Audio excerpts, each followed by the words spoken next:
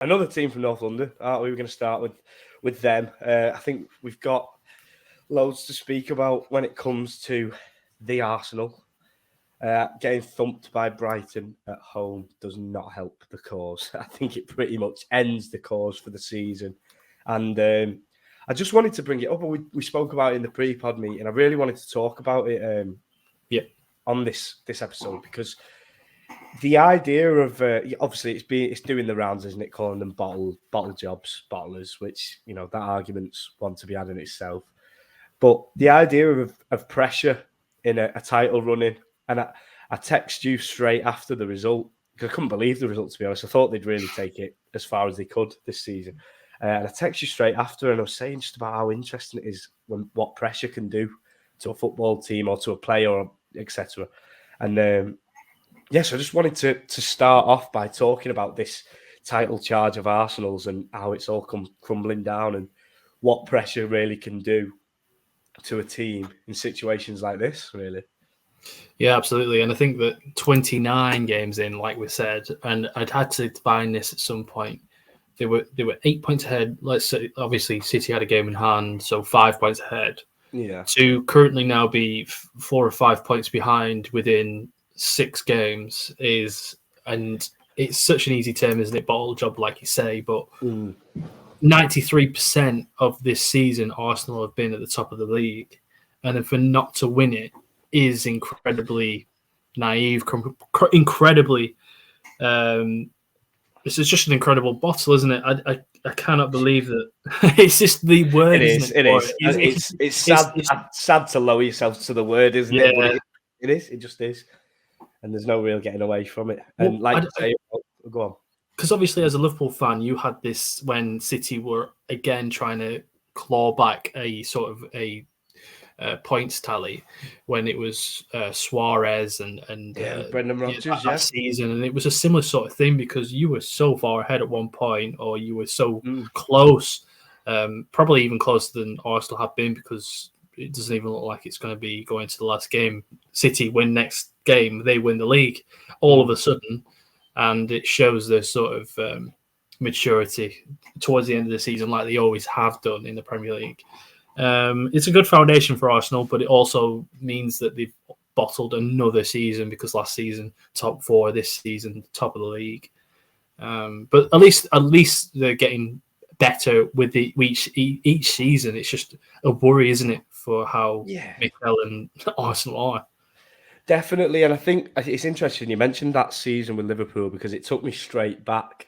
And I think the difference was, because I think Liverpool do play a big part in all of this entire conversation, really, because of the last few years, and starting really with Rafa Benitez. But that Brendan Rodgers season, what was really interesting about that is it wasn't as much of a gap, but we beat Manchester City right at the end of the season. I think it was with about 4 or 5 games to go, and then when Kompany missed, had that howler, give it to Coutinho. It could have been a completely different song that if things had turned out differently, including the Gerrard song. Was that was that the Henderson goal? And was it 3-2? Am I getting this right? I think no. It was 3-2, but it was the Coutinho goal that won it. It was right at the end. City had called it back.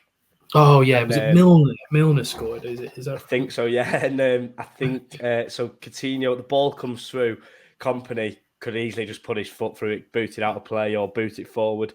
Scuffs it straight to Coutinho on the first touch, straight into the bottom corner. But I think that's my main point with it, is that we beat Manchester City that season. That's what made it a bit stranger, because you watch this year and they've pretty much been dominated by City in both of the games. Never looked like the better team in either of them. And I think what is strange about it is they've been on top for so long this year, but they've never really looked like they've conquered Manchester City. And I always felt back then what hurt more was I think we were actually the better team in the season. We was blowing teams away and matching and bettering Manchester City, the team that eventually won it. So I think it's things like that mental edge and things like this. This is the pressure situations that I'm so tight like this. And so looking at Arsenal this season, been great. Obviously, been top of the league for so long, but you look at, as soon as it got to the point where it's like, you need to stop enjoying this now and make sure you see it through. Like, don't bottle it. Don't do something wrong. Don't slip up. It was so much in their hands, wasn't it? The Southampton game. Obviously, they went what 2-0 down, but they went Liverpool game 2-0 up, West Ham 2-0 up, and it was a party disaster that caused it.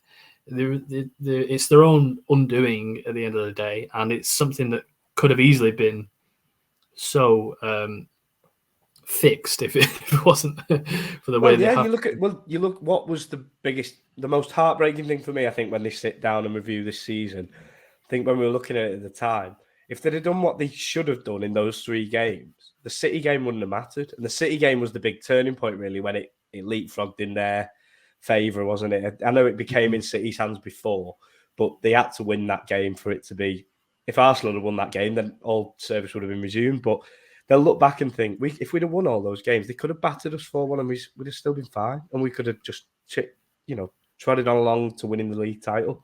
And I imagine if it was still in their hands after that, you'd think they'd have had the nous to beat Brighton, or at least not get beat. Well, that's the thing. If they went away at Newcastle, the hardest place to go to, battered them. It's such a strange one. Obviously, Brighton are an amazing team, and I don't think that they could have been understated how well their season has been so far.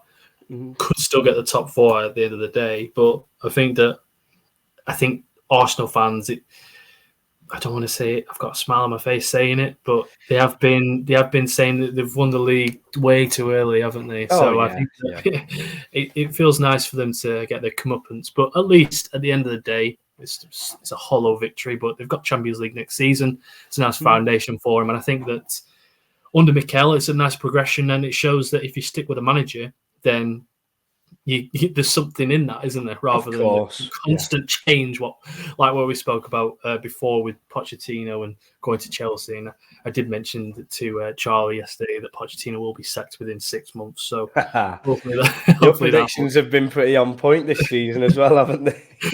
Certain Slaven Bilic springs to mind. Yeah, absolutely. They're quite obvious shouts, but the shouts in themselves. So calm take. But yeah, is there anything else you'd like to speak about Arsenal? Because I think that everybody has the same sort of thought, but at least, I don't know, they're a big club, aren't they? It's a stupid thing to say, big club deserves to be at the top, but they feel like they've been underachieving for the last 10 years, haven't they? Yeah, it's nice to have them back in that sense, because they were a team growing up. I was so afraid and in awe of Arsenal. They're probably my favourite team, really, obviously bar Liverpool.